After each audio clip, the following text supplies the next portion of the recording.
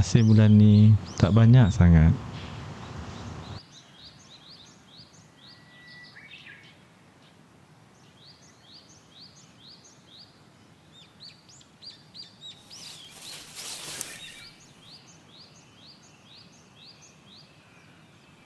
Ayah ibu setiap hari bekerja keras.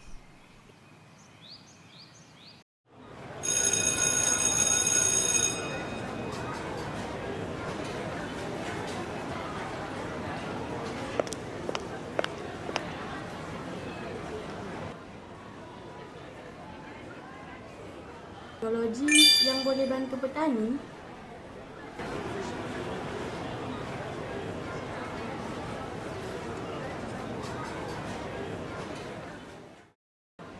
Peserta seterusnya, Mia.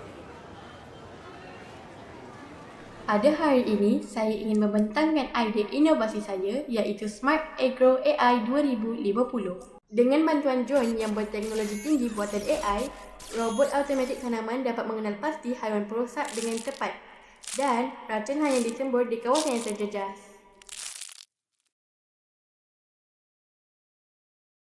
Awak, saya faham perasaan awak mahu terus bekerja.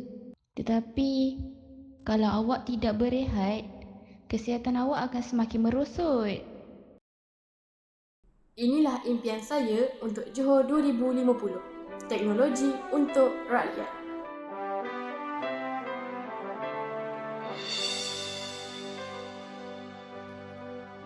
Muafakat Johor jadi sandaran.